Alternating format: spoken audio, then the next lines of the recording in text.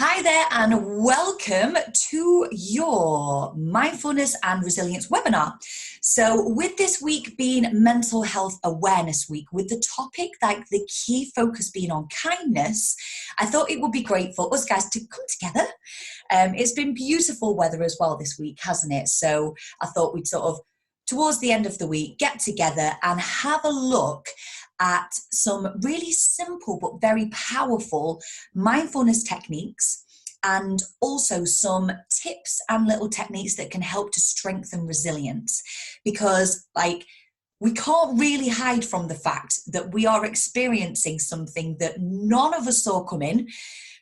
Comment in the chat box. We're going to make this nice and interactive. Who here set goals or did a vision board at the beginning of the year? I held a vision board workshop in Manchester. There was nearly 50 of us there. Did anyone put down be isolated and locked down for 9 weeks due to a global pandemic? No, I certainly didn't. It was a complete left wing win at this one. We did not see this one coming. Yeah, absolutely did not see this one coming. Although I am going to do a live about this soon, because who here put down more calmness, more peace, time with family, time to go for runs? I put a lot of what lockdown has ended up being like on my vision board. I can see some people going, oh my God, it's a little bit freaky. Yeah, like if you go back and look at your goals, and in particular, if you did a vision board, there's been some times when I'm like, whoa, that's weird. But yeah, that to one side, none of us saw this coming, did we? And joking aside, it is having, and it will no doubt continue to have, a huge impact on mental health and well-being. And that's why I'm super, super passionate about helping others to create a toolkit of simple little tools and techniques that you can use at any time should you feel anxiety, overwhelm, stress, sadness. Because I mean, we always had the support of the doctors, coaches, groups and stuff, but actually now we have lost some of that connection with others. We're not able to go round to friends at our parents' house, and if we need to, hug them, or go and have a drink with our friends if we need to, or go to the gym. That was a big outlet for me. Show of hands if that was anyone else's, as well as they go for a drink. But we were unable, yeah, lots of shows of hands for the latter one there, I saw. But we're unable to do that. We've kind of lost that connection. So it is, I'm going to use the word vital now, that we feel confident that should we need to, we've got some tools and techniques to tap into. So let's get started. Sorry I had trouble logging in. Do not worry, Chris. Lovely to see you here. So quick one from Sarah. Lockdown has been such a blessing and aligned perfectly with my goals. It's crazy, isn't it? It's our silver lining on the clouds right now. Completely agree. For some, it has been truly devastating. Like we cannot deny that. But we do have to look for the little silver linings. The day my husband was due to go back to work after paternity, he got furloughed. And I actually cried happy tears. So it's little things like that, isn't it? So yeah, we've just got to sort of take those silver linings as they come. So mindfulness. What is mindfulness? It's something that we have within us. It's just about simply being mindful of how we feel physically, mentally, and spiritually. It's not something that we can get outside of ourselves. So it's all about tuning out from the outside world and tuning into the inside world. If anyone does have a pen and paper, if you want to make any notes at all or ask questions, please feel free to as we go. And the beautiful thing about mindfulness is you don't need anything or anyone to do it. You can do it in the car. There has been many times in Aldi car park, the person next to me, I've opened up my eyes after a very quick little breath or quick meditation or something, and I've looked and they've been like, oh my God, is she asleep? Is she drunk? Like, what's happened to her? Just literally little thumbs up, past caring now. If that's what we need, that's what we've got to be able to do. So I'm going to be sharing with you a simple breath technique. We breathe all day, all night, thank the Lord. Yet it's the most powerful thing that we can tap into to control what's called our parasympathetic nervous system. And that basically affects our fight and flight mode. Now, as much as I would usually say in these kinds of workshops and stuff, our nervous system, when we're feeling on edge, anxiety, it's as if we're on edge thinking, is there a tiger nearby? This fear, yet we don't have the fear. Let's be honest. The way that the virus has been drilled into us to stay at home, it's an invisible enemy. That, I remember hearing that on the news and I was like, oh my gosh, this is dangerous for people's mental health to hear these kinds of things. Yes, we need to be super careful, but if our brains are believing that we've got an invisible enemy around us, our parasympathetic nervous system is going to go into fight and flight mode, and it's going to happen quite often. So let's get started with some breathing that can help to calm that down should you feel that. So keep your cameras on if you wish. If you feel self-conscious or anything, feel free to turn it off. But I'm just going to invite you now to sit back, close your eyes. Good, well done, guys. So sit back, close your eyes, and just begin to bring your awareness into your body now.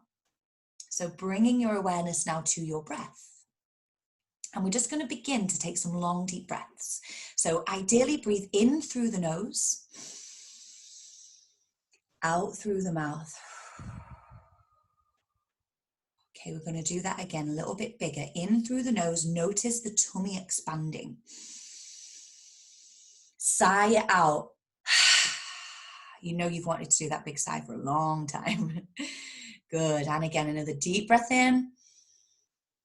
Even bigger sigh, let the shoulders drop down when you do so. Good.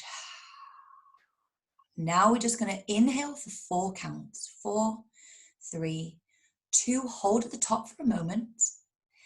Exhale for 5, 4, 3, 2, 1. Good. Inhale for 4, 3, 2, 1, and hold at the top.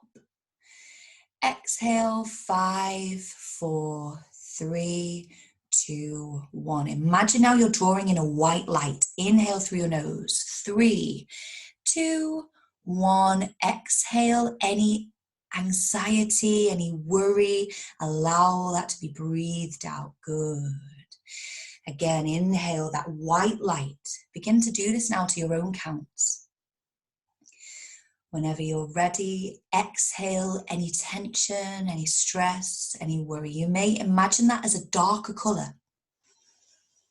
Again, inhale that white light. Now imagine that white light is rushing through your body, filling you with positive energy. Exhale, notice what color it is as you exhale. It might be a dark color, it might be red, blue. I'm just going to invite you now to just do another 2 more of these in your own time, using those beautiful colors. No judgment, simply letting the breath do its thing. Good, noticing how you feel as you exhale. Imagine all that worry, any stress just releasing from the body. You're doing really well. And on the next exhale, I'm just going to invite you to just give your hands a little shake down by your side. Just give them a shake off or up if you prefer. And imagine that if there's any tension, worry left in the body, you're simply allowing it to just be released, almost as if you're splashing water off your hands. It's simply energy. By doing this, you're actually resetting the nervous system, giving it a little shake. Good. Now rub your hands together. You might be able to hear me doing so. Rub your hands together. Notice that warmth now in the hands. Rub the hands together. You can do this softly if you wish, or you can rub the palms together. Good.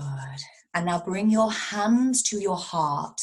Your most dominant hand, if you're right-handed, place that onto your heart. If you're left-handed, left hand, then place the other hand on top of that hand. 2 hands to your heart. Now take a really big, deep breath in. Connect with your heart. Exhale. If you wish, you can just smile to yourself as you're connecting back to your roots. You're connecting to your heart. And again, another deep breath in. Your heart and your breath is your lifeline, yet we can so easily just go about our day, connected to social media, connected to people around us, to the news, to the radio, to the to-do list. Yet it's the breath and the heart that is your place for grounding. It's your energy source. So just notice what you notice now. I'm just going to be quiet for a moment and notice what you notice.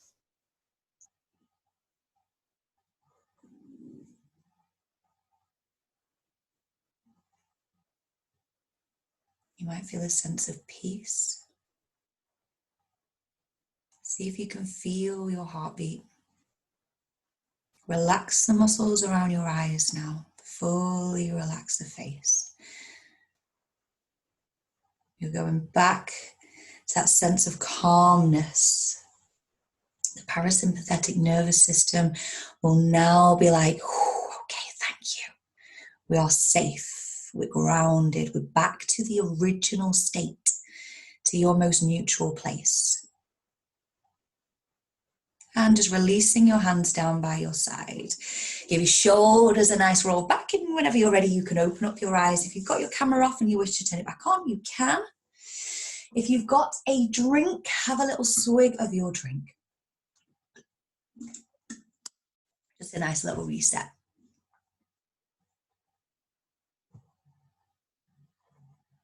Fantastic, good stuff. So in the comment box, just let me know how you're feeling now.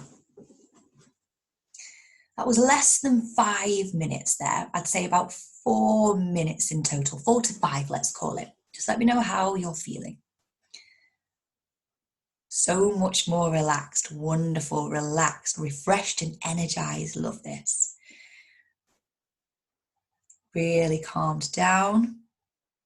So can we see 5 minutes, calm, relaxed, good. There's definitely a theme, isn't there? No one's going super stressed. It's just coming within yourself. So I'm sure I'm not the only one that their screen time has shot through the roof since being on lockdown as well. So if you do, some nods, if you do catch yourself when you're scrolling, if you keep checking in with yourself, what are we thinking when we're scrolling? Are we comparing? Are we thinking, God, I should be doing something else? Are we judging ourselves? Are we judging others? This is something that not many people will admit to, but sometimes we can be scrolling through and it's like, oh God, you again, or yeah, you've booked this, or you're doing it, and we're stepping into that place of judgment. And these are all really, really places of low vibration. Yes, judging what I've not done. And yet we want to do the one more, just one more, oh my God, I can't stop. And then it's activating the part of our brain the same as it would be if we were gambling. That's a whole other topic. I'm sure lots of you have heard me speaking about that. But so it is addictive. It's very, very addictive. So next time you catch yourself doing something like that, I'm using that as an example, phone down, sit back, 5 minutes. I'm just going to run through this consciously if you wish to write it down, little steps. So we started by doing some deep breaths, breathing in for 4, exhaling for 5. Feel free to, if you don't want, you might just remember it. You might be like, it worked, but I don't want to do it again. But we inhaled for 4, exhaled for 5, and then brought the color into it. So once you get into that place of, I'm safe, okay, I'm going to commit to this, you can breathe in white light or whatever, white mist, or yellow is always a beautiful color, pink. And then we exhale that dark color. Imagine any stress, anxiety, worry exhaling out.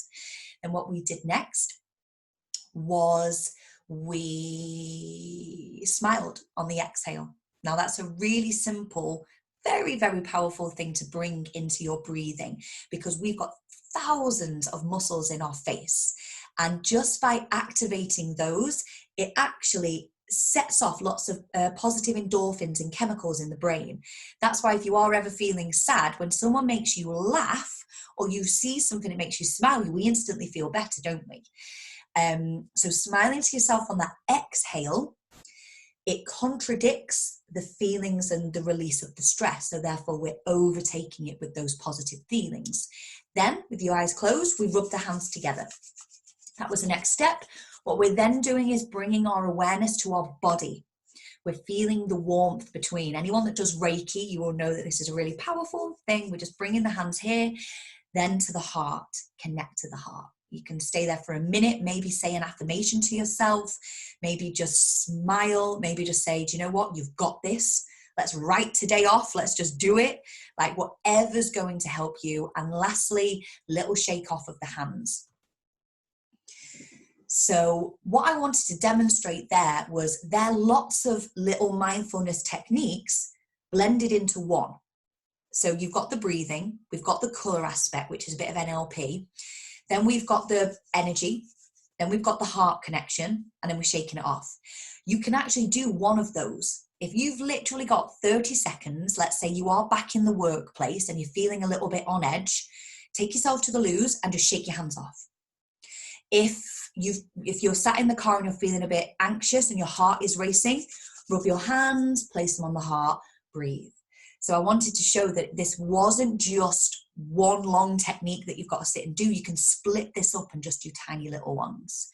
I was getting comfy on the sofa before this, so decided to come out for a walk. Oh, lovely. Good on you. And you can totally do half of this while walking. Just a quick question. Is mindfulness and meditation the same thing? Great question. They are often used interchangeably. Really, really good question. I'm actually going to say they're two separate things, but so beautifully matched together. So mindfulness, the original definition of mindfulness is about awareness, and it's almost conscious awareness. Deepak, if you have a Google after, or if anyone wants to Google it and then pop it on, there's a great quote of what mindfulness is.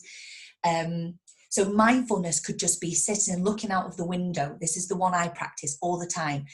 How many different shades of green can I see? So in this moment, green is a really calming colour for the mind. So you might be sat there and you don't have to have greenery outside. You might notice that you've got a green lighter for lighting my candles when they get down to the bottom and I keep burning myself. Green sticky notes, you might notice like the colour green around you. That's mindfulness. It's about being consciously mindful. Meditation tends to be tuning inwards very similarly, but we're able to focus more on the breath. There may be guided meditations. You might go on journeys in meditation. So for me personally, I see quite a distinct separation, but they marry together very well. Other people might say they're exactly the same thing. So yeah, I think blending them together is really cool though. So I did mention before about about how we've been very driven by fear recently in particular, due to the COVID. And next time, or if you do, I'm not going to say go and watch it after this, absolutely not. But if you do catch the news, whether you're out and about or you see it at home, notice what colours they use. They will be using the fear-based colours, the red, the yellow, the black. They've now brought in, correct me if I'm wrong, green. Is it now yellow and green? Yeah. So they're now using, it's all very subconsciously driven. I'm not going to use any of the words, but to bring us from the fear-based state to the alert state. So use this yourself. I would be very, very wanting to sort of prompt you to look for the yellows, look for the greens, and keep reassuring yourself that actually you are safe. The affirmation, I am safe, is incredibly powerful. If you want to write that down, if you've got kids, this is going to be really, really important for them to practice. You telling them, I tell my babies every single day, they're 9 weeks old, you are safe. You are enough as you are loved, you are lovable. That's their mantra. But you are safe. Because subconsciously we might not be feeling it. And if we are being prompted by these red, yellows and blacks, subconsciously we're picking up on this. So there's like an inner conflict. And lastly, on this note as well, when we are in that place of fear, that has a direct, immediate effect on your immune system. So it might all sound lovely to sit and hand to the heart and breathe deeply and think of rainbows and all that stuff. Like, it's brilliant and it works, but there's so much more to it than just like mindfulness, how it sometimes sounds to some people. It has a huge impact on your immune system. After doing the heart connection for just 6 minutes, studies have now shown, this is by Heart Math Institute in America, they've shown by connecting our minds to our hearts for an average of 6 minutes, it boosts our white blood cells. So they've done loads of experiments around it where they test your immunity levels via the white blood cells in our saliva, then do the breathing and heart connection in particular, test it after. Your immune system is boosted. How I always remember this is it's 6 minutes and it's boosted for an average of 6 hours. So honestly, the next time you're about to go down to the shops, the next time you're about to go to the doctors, anything like that, you can physically boost your immune system by doing these simple exercises. So as much as there's lots of energy protection things that we can do, that's a really simple one to physically boost your immune system. So yeah, pretty cool, isn't it? Really simple, but really cool. So another little, I'm just going to share, what time check? Okay, yes, perfect. A couple of other little mindfulness techniques. Really, really simple. You'll hear me say this all the time. They're so simple. Is if you have a brew in a morning, sit and watch the steam come off. Even on a warm day, you'll be able to see it. But that is something that just allows you to focus. This is actually a cool one for enhancing our focus. Can I see in the chat box just a yes if your focus and motivation has been affected since lockdown? Yes. So I'll share with you then just a couple, yes, lots of exclamation marks there. Yeah, completely agree. So I'll share with you 3 really simple ones. They're very similar, but try them, see which ones work best for you. So there is the sitting down, focus, motivation, hand to the head. Yeah, completely agree, Jem. So a really simple one is making yourself a conscious cup of tea or a conscious drink. We're going to call it a conscious drink because you're going to decide that you're going to do this ahead of making it. How often do we just make a brew, sit there, or for me, I'm constantly microwaving my brews at the moment because they're just constantly going cold. But making a conscious cup of tea, I'm going to pretend that this candle is a cup of tea, and tasting it. Rather than necking it down for the caffeine hit or it's habitual, actually sitting for a moment and tasting it. Noticing how that heat feels. See if you can feel, you'll be so surprised because it happens every time, we're just not consciously aware. Notice the heat coming down. You can also do this with cold drinks as well. It's probably not quite the weather for hot drinks. You could do this with cold drinks. How does that feel in the mouth? What does it taste like? If it's fizzy, what do the bubbles taste like in the mouth? And if it is fizzy or if it's still, notice what it looks like. If it's got steam coming off, how high does it rise? Put your finger through it. What does it look like? In that moment, we're not in comparison. We're not judging ourselves or others. We're not thinking about the to-do list. If that pops in, bring it back. We're being really conscious. In some traditions, in particular, I think it's Hinduism and Buddhism practices this, they have tea ceremonies. And I went to a tea ceremony it was an Ayurvedic workshop that I attended, and it started with a tea ceremony. Now, I was expecting to do tea leaf readings at the bottom or dance around, drink. I had no idea what to expect, I can't lie. But what the tea ceremony was consciously drinking tea. That was it. We sat in a circle and had this cup of tea. We had to look at it. We had to smell it. We had to feel it. And I remember thinking, like, when are we going to start chanting? It's a ceremony. No, that was it. That was how we started the entire day.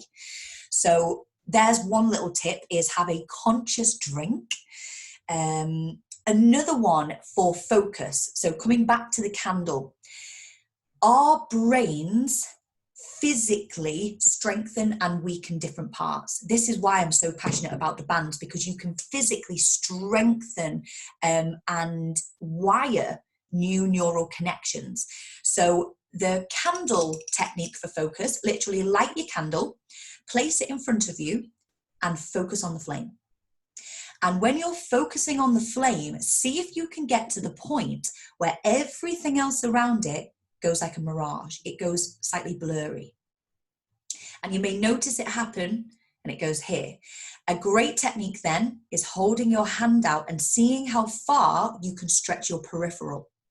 So you might start with your hand here and then bringing your hand back. How far can you stretch it till you can't see? I might look like I'm cross-eyed at this point, fully aware, but until you can't see your hand.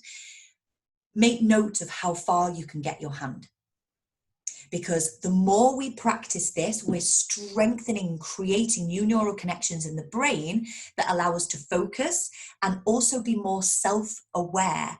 You imagine that the more we can see around us, the more self-aware we're going to become. So that's a great one. You haven't got to do the hands or anything. If you want to just practice focusing on the candle, if the mind wanders, bam, bring it back. See if we can just get it to the point where everything else sort of disappears around us. That's our consciousness saying, I'm at ease, I am safe, I don't need to be able to see everything else around me. So we do that first before then bringing our awareness to our surroundings. Does that make sense? And lastly, one other little one for practicing focus is draw a black dot, literally just the size of about this, on a sticky note or a little square of paper. And I personally do this, or I used to always practice this one. I'd stick it to the bottom of a mirror. So if you've got a full-length mirror, stick it to the bottom of the mirror. Sit down on the floor. The reason I say the bottom of the mirror is if you stick it to the top, it'll get in your way, you'll pull it off and then forget to ever do it. So sticking it on the bottom, sit down and stare at the dot. And when you do, see if you can make it to around the 30-second mark without blinking. Now, this isn't like a staring competition. If your eyes start getting dry or watering, don't sit there like blink. But what you'll be able to do is over time, again, we're strengthening and connecting those neural connections that are in the parts of our brain, without going too neuro, it basically strengthens a part of our brain that allows us to keep our focus and concentration for longer. Boom, that's all we need. So practice that if you want, once a day, however many times. If you're trying to focus on emails, you've got the kids screaming, you've got the radio on, taking yourself to a quiet place and doing either the conscious drink, the candle, or this will help to bring you back into that place of focus. So yeah, and it literally trains you. The more you do it, the stronger it gets. So can I just get a thumbs up from everyone if your camera is on? Does that all make sense? Or yeah, perfect. Beautiful. Let me just see who else we've got on. Lovely. Oh, fab stuff, guys. Okay, so time check. Perfect. So those are the mindfulness exercises. Show of hands here, you guys, I'm pretty sure I've just had a look through the names and you guys will have heard me talk about the CBT. Yeah, absolutely. I'm not going to go into that because yes, Fiona, repping it. So I'm not going to go into that, but what I will remind us is how our thoughts have a direct effect on how we feel and our emotions. Our emotions and how we feel have a direct effect on our behavior. I have to remind myself still of this every single day. And I am like the preacher of it. This is the bedrock to mindset. This is the bedrock to overcoming anxiety. What anxiety is it is your mind or your brain's way of letting you know something's not quite right. So often we end up feeling it, we ignore it, we work through it. We ignore it, we work through it. The anxiety then becomes a part of who we are. We can then feel a victim to the anxiety, overwhelm, stress, whatever we want to call it, where actually it's your body's way of waving a flag and going, yoo-hoo, you're missing a trick, you're missing something here. You need to slow down. You need to speak your truth is a big one that a lot of people find hard, especially in this time. You need to rest more. You need to exercise. You might need to eat well. You might need, It's your body's way of letting you know. It's a messenger. So I wanted to kind of really bring that to our awareness, because if you do feel anxiety or overwhelm, what I'm going to invite you to do is pause for a moment and ask yourself, what is it? What's this message? What am I feeling? Yes, we might be feeling overwhelm. What's the message behind it? This is where it comes to managing our emotions. So simply, I'm just going to share with you now a 1-minute check-in, I call it, and this is helping you to manage your emotions. So let's say I always use the Aldi car park example, because so often I find myself sat in a supermarket car park, and I don't know, I used to struggle with social anxiety. People always laugh when I say that, because they're like, really? But I used to struggle with social anxiety, still to this day. I'm letting you guys know this. I still put my headphones in 99% of the time when I go in to do my shop. I don't have anything on. I'm not really listening to music, but it's just my way of going, okay, I'm tuning into me. I'm on the focus. I'm not going to get absorbed by other. This is such an empath thing. I'm not getting absorbed by other people's energies or what's going on. I'm just going to go for it. So there you go. There's my little secret. So if you do see me and I'm like, I've got my music on, I'm not listening to anything. So the 1-minute check-in, what you're going to do is ask yourself the question, what am I thinking? Next question, what am I feeling? What have I got going on? Because that's going to be a direct association. What am I thinking? What am I feeling?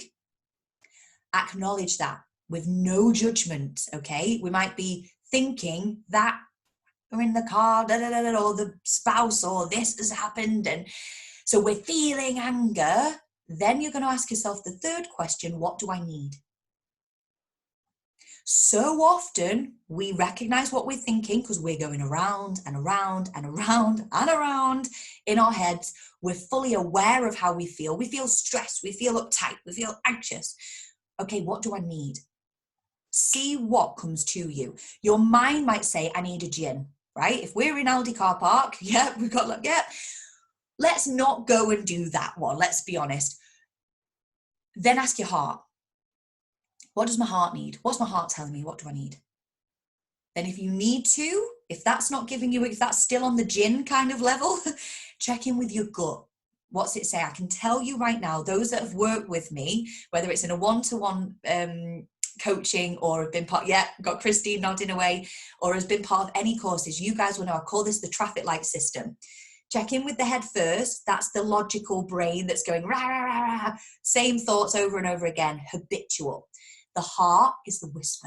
That's the kindness. The more we nurture that, the louder it gets. Sometimes it's almost muted because we've ignored it for so long.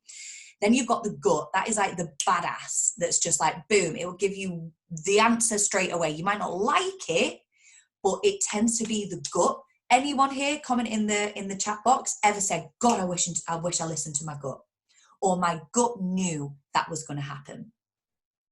Your instincts are beyond what the mind can comprehend. Yes.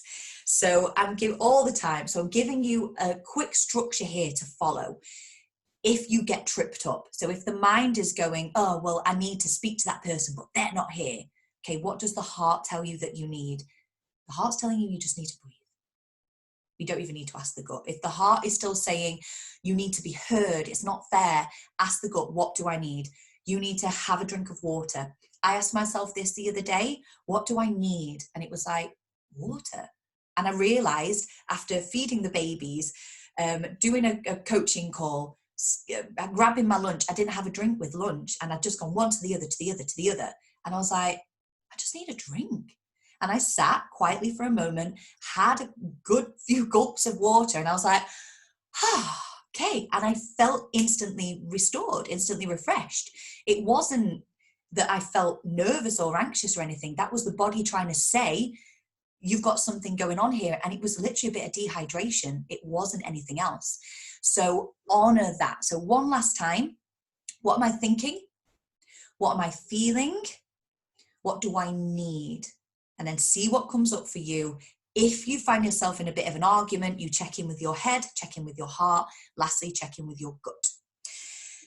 that is sort of a bit of a tip for managing your emotions. So the other thing to sort of really make sure that we're getting from that is your emotions are also a messenger. So like I said before, anxiety is just a red flag that sometimes can just get out of hand.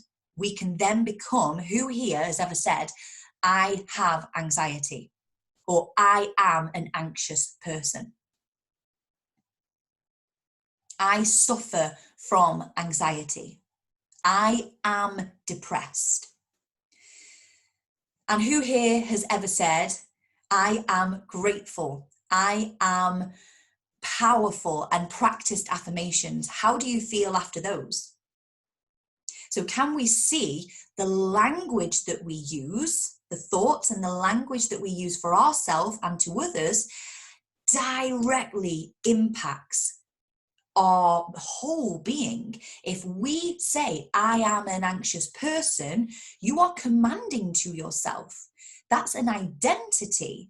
If we say, I am depressed, we are identifying ourselves as a depressed person.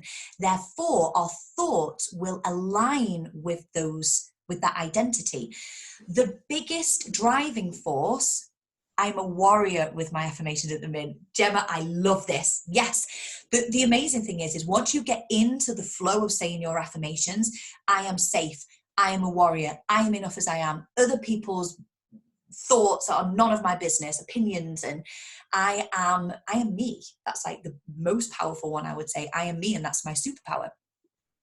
The more that you practice these, like, we are constantly on a mission to stay in line with our identity, whether that is the things we watch on Netflix, the foods that we eat, the people that we hang around with, the career that we have. All of those are a direct result of how you identify yourself. This doesn't mean that they're aligned with your values. Big difference there. Can we just take a moment? Gemma, that looks so cool because I can see all the clouds behind you. Love it. So whether the mind is doing it in a positive way or a negative way, be conscious of the language that you're using and how you are identifying yourself. So your emotions are always trying to tell you something.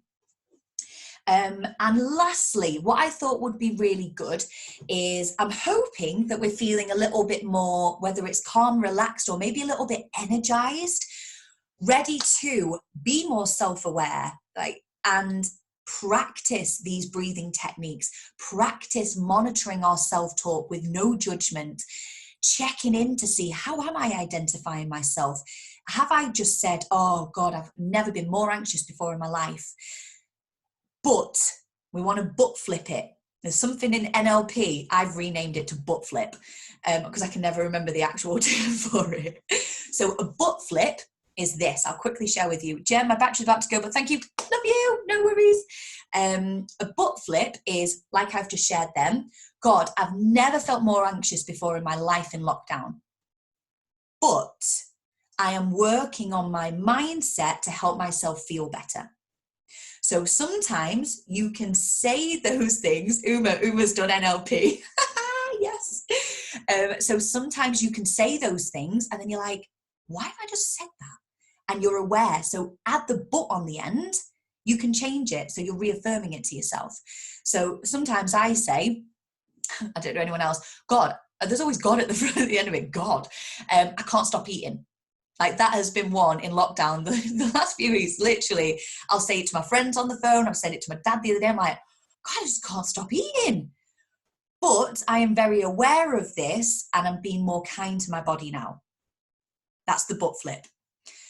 I am just not motivated at all. But I know if I go and take myself out for a walk, I'll feel more motivated. So that's what I'm going to do. So can we see how we can butt flip it around? And then you're reaffirming it to yourself because you're going to focus on the latter. You're going to focus on how you finish it. You finish it with the, I can't stop eating. I'm not motivated. I'm the most anxious I've ever been in lockdown. What do? You eat more. You feel anxious. We sit on the sofa. So we will always do whatever we are telling ourselves, basically. We're constantly telling ourselves what to do.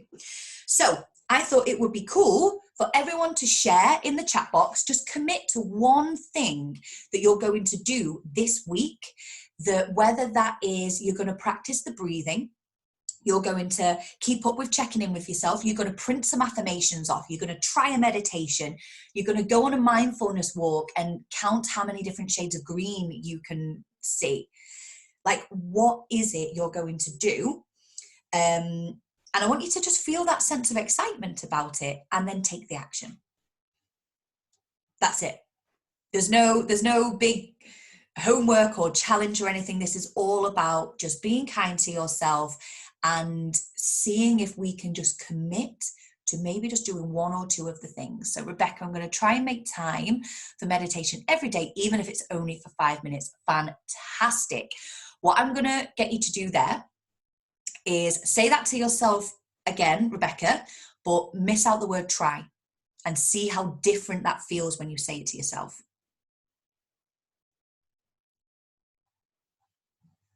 So I'm going to make time for daily mindfulness and breathing and actually asking question 3. I don't seem to ever ask, what do I need? This is really powerful. Well done, Fiona. Yeah, it's so, and sometimes we feel like we need things from other people. So when our cup isn't full, we want it from other places, where sometimes we can fill it up ourselves. In fact, all the time.